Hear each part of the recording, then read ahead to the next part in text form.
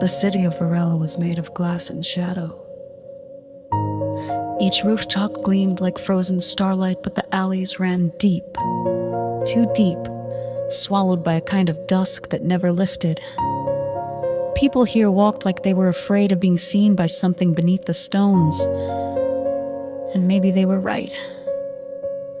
I worked in the atrium of forgotten things, a place where broken enchantments went to be buried or revived, spellbound mirrors, cursed rings, trinkets that once whispered secrets and now only hummed with faint regret.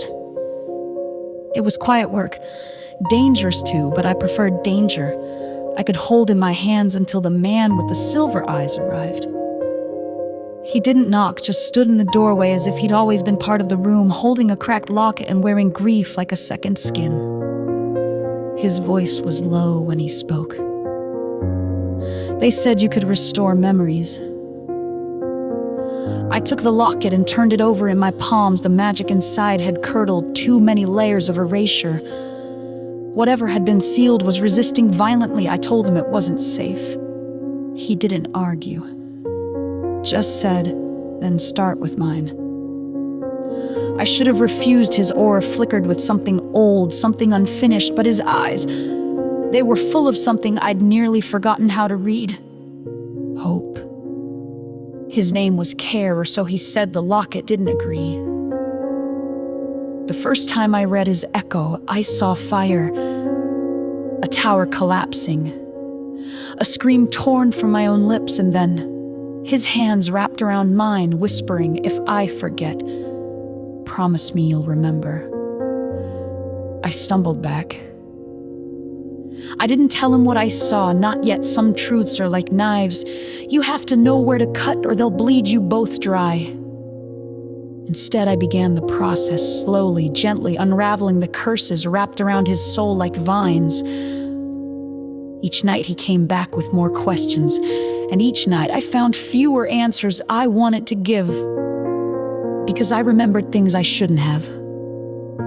Like the taste of bloodroot wine shared on a balcony during a war that history said never happened, or the feel of his hand on the small of my back as we fled a temple falling to ruin, or the sound of my name on his lips, not the one I use now, but the one I buried long ago beneath ash and time.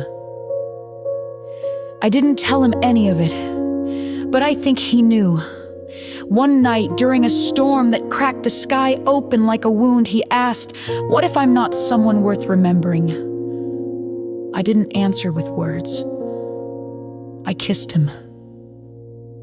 It wasn't soft, it wasn't sweet, it was desperate, like two people clawing their way back to something they never should have lost. And just for a moment, the locket pulsed. The magic inside surged, and it broke. Not open, out. A wave of memory hit us both, and the room vanished in its place, a field of white sand and black stars, a battlefield, a promise made, a betrayal.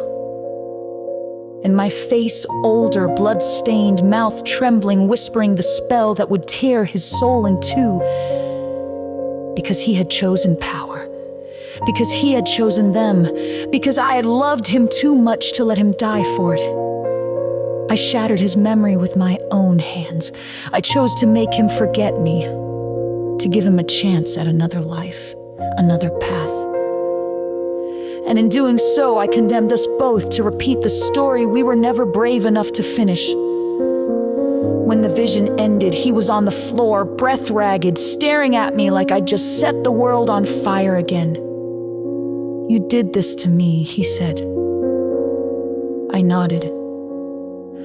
Tears slipped down my cheeks, hot and guilty. I didn't want to, but you were becoming something I couldn't follow. He closed his eyes. And now, I knelt beside him. Now, I would walk into the dark with you, even if it ends the same. He didn't answer. Not with words. He took the locket from my hand and crushed it. Magic sparked briefly, then died. "I don't want the past," he said. "I want now." And so we built something small.